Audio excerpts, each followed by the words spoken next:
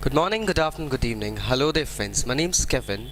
Basically from this channel of Personal Tutor, I have been providing on requests. We have been receiving quite a number of comments, suggestions. So in the series, I have been providing you numerous explanations of the chapters. You can find our playlists out there. Today, the chapter that I am going to cover is The Lost Child from the Moments book of Standard 9th syllabus. My friends, this is a story written by Mulk Raj Anand, quite a famous author.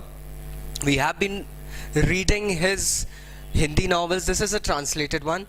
We have been reading Hindi short stories, and he has been resembling a common man's life in the stories of his man. So, what is the story about? What is the chapter about? It's basically about a child lost in a fair. A fair means a place, usually in the villages. There are various hawkers, various rides, and a pomp and show goes on, sort of the thing. So the chapter opens, it was the festival of a spring.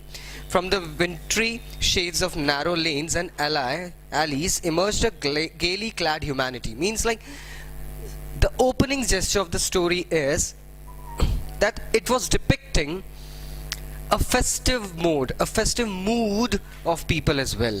Festive mode is the aura, and the festive mood is the feeling of the people around. Some people were chatting, they were happy, it was a wintry chill, the spring was entering in, so everybody was there, there were festivals being held. So in this way, there was a fair being held in a certain village where a child frolicking around his papa and mama is usually walking towards the fair. A child's mind is beautiful, my friends. You know, a child's mind explores the divinity of the nature around him. Thus, this little child of ours, he gets distracted with things. When he sees a toy seller's shop and he just demands his dad, I want to buy that toy. His dad looks at him angrily. Usually you get that sort of response whenever you find yourself in that situation, my friends. So he got a tyrannic grin of dad. And there was a look, it was a heavy look. Yeah, there was anger in his eyes. So the kid over here, automatically went ahead and thought, this is I'm not gonna get it because my dad is not gonna give it to me. He's not going to give it to me. He's not going to provide it to me. So let's keep quiet. On his way, he saw certain dragonflies and butterflies out there in the field because his mother was more into the mustard fields out there. She was more emancipated by the view of those things around and the butterflies, and she informed the kid, look at them. So there were butterflies and dragonflies roaming around. The kid immediately got attracted to them as well and started looking at them. His mother and father walked a bit ahead, and then came a voice, come son, come. That's basically the voice that usually parents call them. They kept on calling him again and again, and thus his memoirs were shattered by that constant voice that was coming. So he left that place and again went ahead. Later on, he saw some insects and worms coming out from the wintry thing to enjoy the sun out there in their abode, from the hidings. He started to sit down there and started looking at them as well. Again his mother prompted, come son, come. So he was called again by them.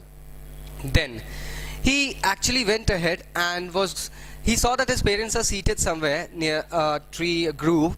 He too rushed towards them, but was stopped by flowers falling upon him. He certainly felt it good, like wow, there are flowers falling on me.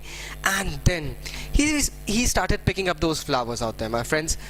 Once he was picking up those flowers, the sound of the doves grooving above was something that stalled him, and he ran towards his parents. Now, while running towards his parents, he also saw a sweetmeat seller. The parents were moving ahead, he was walking along with them, a little bit ahead, a little bit back, and there was a sweetmeat seller. There were various vibrant colored sweets kept on his stall, and he was shouting. The sweetmeat seller was shouting, jalebi, rasgulla, barfi, etc. Like that really makes my mouth water. So he was startled by those voices coming out from the hawker's mouth, and he looked at those sweets. They were looking quite inviting, but again he came to know, as my dad denied me the toy, he would definitely be going ahead and again deny me the sweets as well. So he didn't ask them. Later on, he saw a flower seller who was selling garlands. Lovely flowers were there. He again wanted to go ahead and purchase a few, but his mind inspected him and speculated him to believe in a thought that my dad is not gonna buy it for me. So again he killed that memory and again rushed towards the parents again. On the way he again saw a balloon wala. There was a huge pole upon which many vibrant metallic colored balloons were, like swung out there. They were waving, and he was immediately, a child usually gets attracted towards a balloon. So he too was, as a little boy, he too was going ahead and he was attracted towards those balloons, my friends. But yet he emancipated a fact that my dad is not going to buy it for me, my parents are going to say no, so let's skip it.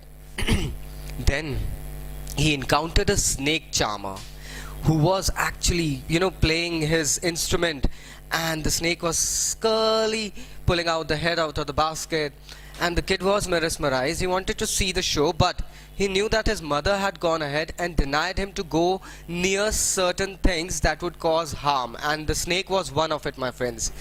Finally, the little boy comes around a roundabout. Now, roundabout is basically a ride, usually, friends, that goes round and people sit on it. It's just like a giant wheel, and a roundabout is basically, it's horizontal. It's not going upwards. It's just taking circles and putting people out there in the circles, my friends.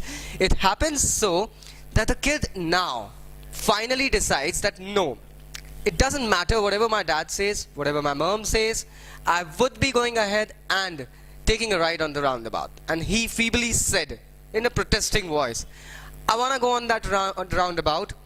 I want to go on the roundabout. Please, father, mother. That's what he said, my friends. There was no reply. Wow. There was no come, son, come. He saw here and there. He couldn't find his father or mother. Now the kid was totally perplexed. He was lost. He got terrified, my friends. He was petrified with the thought, oh my God, what am I gonna do? He started running instinctively here and there, hither and thither. His turban came off, his clothes got muddy, and then he finally tried to get into a pilgrim place where all people were exactly gathering up. So he thought that my mom and dad would be there. He started going through the legs of elders until the moment at the brink of being crushed. He gave out a huge shriek. Mom, dad, where are you? Where are you, mom? Where are you, dad? That's what he was. He kept on crying and uttering those words, my friend. Now, his wailing at last got noticed by a person out there who instinctively came to the kid, picked him up in his arms and said, who are you and whose child you are and what are you doing over here? He just said, take me to my father, take me to my mother. That's all was that kid saying. Now this person goes ahead and tries to console him by again taking him to the roundabout and telling him, would you like to have a ride at the roundabout? Just as to go ahead and pacify the child. But the child was not at all pacified. He kept on crying, take me to my mother, take me to my father. That's all he wanted to say. The person again took him to the snake charmer show, but the kid again was not at all ready to go ahead and enjoy that. He kept on wailing, I want to see my mother, father. Again the incident repeats. He takes him to the balloon wala, but the kid was not ready to take a balloon, and the man offers him, would you like to have a balloon? Again the same thing happens with the flower seller. The vibrant colors of the flower, nor did the sweets go ahead and gave the child a pacification, or it did not pacify him. The person's futile efforts did not make the child stop his laments, and thus the chapter ends with the last line. The child speaks him, take me to my mother, take me to my father. That's all he says, my friends. So this shows basically a child has got a mentality, a psychology, that the parents have to be just a sight away and the child is lost. He is terrified. But if a child is left somewhere and he can see the parents are in his side, he feels comfort, my friends. So this is what is explained in this chapter. So I hope you understood the chapter. I have been clear to you. If still there are certain doubts, just go ahead and put up some comments or suggestions in the comment box below. We will be personally replying to that. We have been receiving overwhelming responses as well. Please do subscribe to our channel. We have many more topics that you can go ahead and cover. So thank you very much today.